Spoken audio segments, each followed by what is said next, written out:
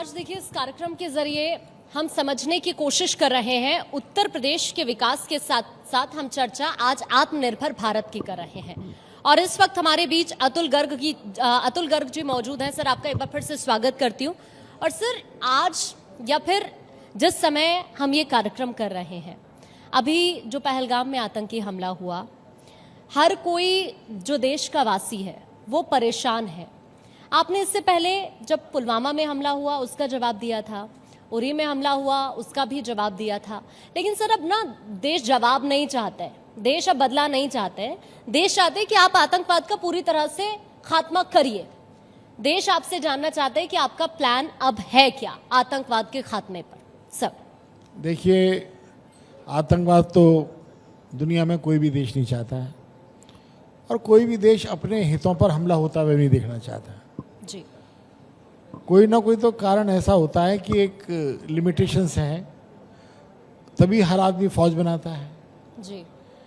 क्या कोई ऐसा देश है कि जिसने अपने विरोधियों को समाप्त कर दिया हो और अपनी फौज को डिसॉल्व कर दिया हो?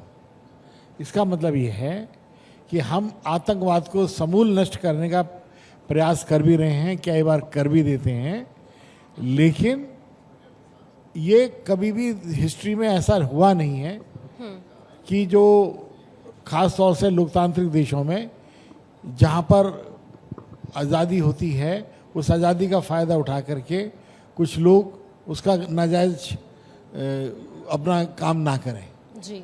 तो इसको ये जो प्रयास हुए हैं खास तौर से पिछले 10 सालों में, उसमें ज़मीन आसमान का अंतर आया है, लोगों की सोच में अंतर आया है, कश्मीर के अंदर विकास में अंतर आया है। नक्सलाइट्स के मामले में भी आप देखें कि लगभग कमर तोड़ दी गई है। ठीक है, लेकिन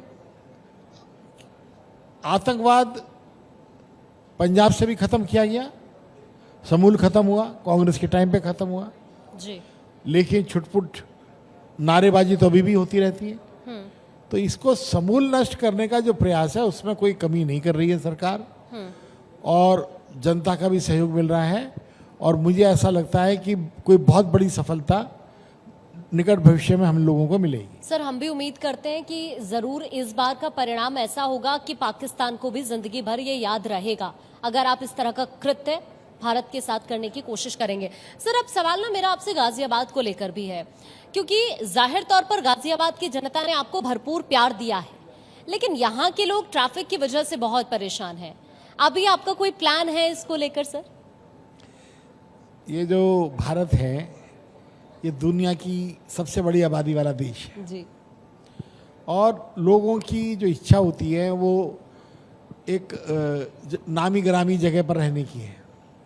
हुआ क्या कि योगी जी के और मोदी जी के आने से उत्तर प्रदेश चमकने लगा। गाजियाबाद में भी 16 लेन की सड़क अप्रोच हो गई। अभी अभी मैं दिल्ली आया हूँ तो मैंने प्लान किया था आपके यहाँ 3:45 बजे आने का, और ट्रैफिक ने धोखा दे दिया रास्ते में मुझे। मैं जो है 3:35 पे आ गया तो क्योंकि सड़कें बहुत अच्छी बनी। तो मैंने प्लान किया था कि मैं करीब 40 मिनट में पहुंचूंगा, और मैं 27-28 मिनट में आ गया।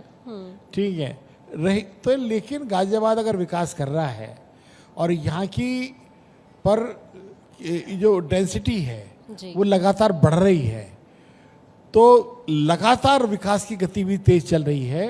तो यहाँ पर पूरी दुनिया से, पूरे भारत से, दिल्ली से माइग्रेट करके लोग आने वालों की जो गति है वो भी बहुत तेजी से बढ़ रही है। लेकिन आपने ध्यान दिलाया है तो इस ओर कपिल देव जी मेरे मंत्री मेरे सामने बैठे हैं, तो मैं इनकी मदद लूंगा। मैं इनसे रिक्वेस्ट करूंगा कि कुछ जल्दी से कुछ ना कोई हल निकालवाएं, और हम भी उम्मीद करते हैं कि मंत्री जी जरूर सुनेंगे। सर, लेकिन अभी हुआ ये कि आपने जो तमाम महिलाएं हैं उनको संसद भवन का भ्रमण कराया था, तो इसके पीछे सर क्या उद्देश्य आपका रहा है?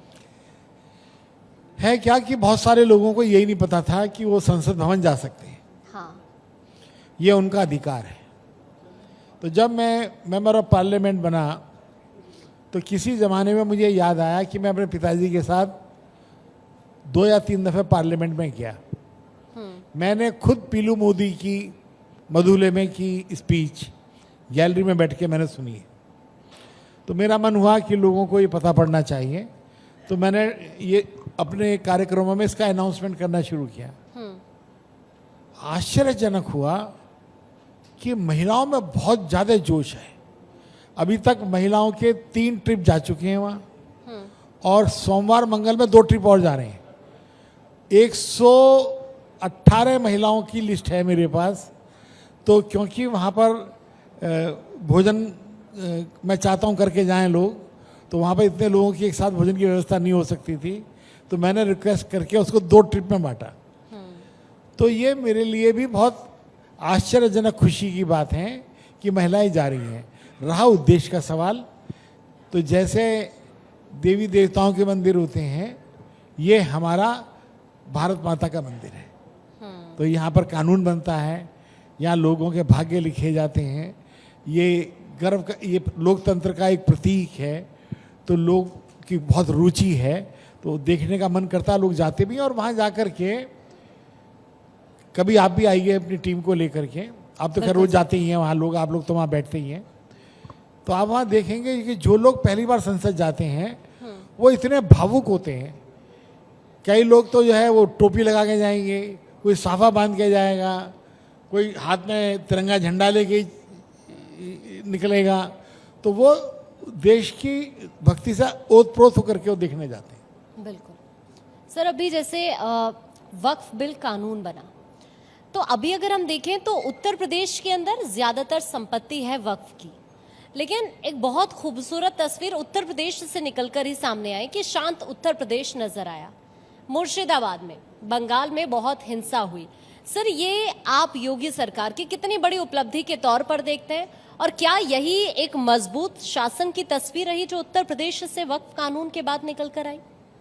मेरी को जो सोच मिल रही है, हाँ, वो ये मिल रही है कि एक आम मुसलमान जो है वो कंफ्यूज है। हाँ, वो सभी लोग विरोध में नहीं है वक्फ के, हाँ, पर उनको ये समझ नहीं आ रहा है कि ये ठीक है या गलत है, संशय में है। तो जहाँ पर भाजपा की सरकारें नहीं हैं, वहाँ पर जबरदस्ती मुसलमानों को भड़का करके उन्हें सड़कों पर लाया गया। लेकिन सर फिर कमी कहाँ है, समझ आ क्यों नहीं रहा? क्योंकि इससे पहले कृषि कानून में भी हमने देखा बहुत सारी मिसअंडरस्टैंडिंग रही है, और अब अगर वक्फ कानून को लेकर ऐसा है तो फिर कमी कहाँ है? फिर ये भी तो बड़ी चुनौती आपके सामने है ना, कैसे समझाएंगे आप लोगों को? देखिए, ये केवल एक ही मामला नहीं है। हाँ, जब भी कोई सुधारवादी कदम उठाया जाता है दुनिया में, तो ज़्यादातर लोग भावुक होते हैं और उनमें आत्मविश्वास भी नहीं होता है। जिन लोगों को वो अपना नेता मानते हैं, तो वो अपनी विचारधारा उनके पास गिरवी रख देते हैं जी। अपनी सोच उन पर गिरवी रख देते हैं। तो जब ये हमारे यहाँ जो एनसीआर का मैटर आया कि भाई उसका जो विदेशी नागरिकों को हम जो प्रताड़ित हैं धर्म के आधार पर, तो बांग्लादेश से पाकिस्तान को जो हम अपने यहाँ ले लेंगे, हाँ, तो उसका कितना विरोध हुआ।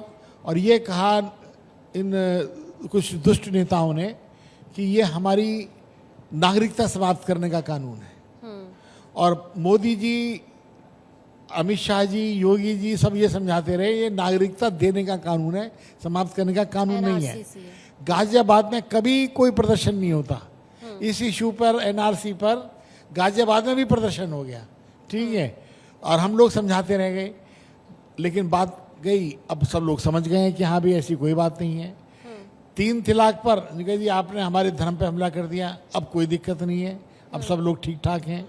ऐसे ही वक्फ कानून को जब लोग समझ लेंगे, तो वो उन्हें ये पता पड़ेगा कि इस कानून में वक्फ की संपत्ति सरकार लेने नहीं जा रही है, पर एक आम आदमी को भी, एक आम नागरिक को जो मुसलमान है, वो ये आंख में आंख डाल करके ये पूछ सकता है कि इस संपत्ति से होने वाली आय कितनी थी और उस आय का तुमने करा क्या। ये मुसलमान लोगों को उनका अधिकार देता है वक्फ की संपत्ति से होने वाली आय और उसका खर्चा कहाँ हो उसको पूछने का। इसके अलावा सरकार का इसमें कोई और दूसरा इंटरफेरेंस नहीं है। सर वो तो सही है, लेकिन प्रॉब्लम यहीं पर फिर आ जाती है कि कहीं ना कहीं कुछ ना कुछ ऐसा हो जाता है कि या तो फिर वो मैसेज जो आप सरकार का होता है लोगों तक नहीं पहुंच पाता ठीक तरीके से, या फिर वैसी मिसअंडरस्टैंडिंग हो जाती है। लेकिन अब एक बार फिर से गाजियाबाद पर आते हुए, सर अभी आपकी प्लानिंग क्या चल रही है? क्योंकि आज हम आत्मनिर्भर भारत की बात कर रहे हैं, विकसित भारत की हम बात करते हैं, प्रधानमंत्री का सपना है 2047 तक विकसित भारत का। आपकी उसको लेकर क्या प्लानिंग है गाजियाबाद को लेकर सर? गाजियाबाद दिल्ली से लगा हुआ एक शहर है। किसी जमाने में जब नोएडा का जन्म नहीं हुआ था तो गाजियाबाद उस समय बहुत पुराना शहर था। पार्टीशन हुआ, पंजाब से लोग आए जो लाहौर के अंदर इंडस्ट्री चलाते थे, तो उन लोगों ने Guru Nanak engineering company, Azad engineering company, Lyallpur engineering company, Saraswati engineering company, Punjab engineering company के नाम से गाजियाबाद के अंदर एक्सपेलर्स और डीजल इंजन बनाने शुरू किए। उन लोगों ने फोर्जिंग यूनिट्स लगाई, लोहे का कारोबार आगे बढ़ाया। उससे पहले यहाँ के लोग इंडस्ट्री से वाकिफ नहीं थे और गाजियाबाद बहुत तेजी से आगे बढ़ा क्योंकि वो दिल्ली के नज़दीक था जी। लेकिन दुर्भाग्य ये है कि दिल्ली के साथ गाजियाबाद का होने का बहुत बड़ा लाभ एक प्लानिंग के रूप में नहीं हो पाया। तो मैंने अपनी सभी विधायकों से बातचीत की, सबने मेरा साथ दिया, मेयर मेरे साथ गई, हम सब लोग national capital region planning board पे गए। तो हमने कहा इसकी एक बड़ी योजना बनाई है जी। कि गाजियाबाद के अंदर जितने भी छोटे छोटे ऑफिसेज हैं उन्हें बाहर कराया जाए तो उसकी ट्रैफिक की व्यवस्था अच्छी होगी। यहाँ पर हिंडन रिवर फ्रंट बने। तो जो हमारे जल शक्ति मंत्री हैं केंद्र के, मैं उनसे मिलने गया, उन्होंने भी कहा कि मैं 50% पैसा आपको सब्सिडी में दे दूंगा। ठीक है, यहाँ पर सेंट्रल गवर्नमेंट की बहुत सारी ज़मीन पड़ी है, उस पर काम हो सकता है। यहाँ पर रेलवे स्टेशन के नज़दीक सेना की बहुत बड़ी ज़मीन पड़ी है, उस ज़मीन को एग्जाई करके अल्टा पल्टी करके यहाँ पर दिल्ली जैसा रेलवे स्टेशन बन सकता है कि जो दिल्ली का सैटेलाइट रेलवे स्टेशन हो। और आप सब लोगों को पता पड़ ही गया होगा कि गाजियाबाद के अंदर फ्लाइट उड़नी शुरू हो गई हैं। अब 15 फ्लाइट गाजियाबाद से उड़ रही हैं हर रोज़। ठीक है, तो ये गाजियाबाद के साथ में कोई 1500 करोड़ 100-200 करोड़ से गाजियाबाद नहीं बनना है। यहाँ की मेट्रो लाइन अभी बहुत बाकी है। यहाँ पे तो 20-30-40 हज़ार करोड़ का खर्चा एक साथ हो तो हम दिल्ली की भी सेवा करेंगे, दिल्ली का बोझ अपने कंधों पर उठाने लायक बनेंगे और गाजियाबाद के साथ न्याय होगा। इसके लिए हम सब लोग प्रयास करते रहेंगे। जाहिर तौर पर सर, और हम भी यही चाहते हैं कि आप जो प्रयास कर रहे हैं आप ज़रूर उनमें सफल हो। बहुत बहुत शुक्रिया आपका, आप इस पैनल का हिस्सा बने, आपने अपना कीमती वक्त हमारे लिए निकाले। Thank you so much sir. धन्यवाद।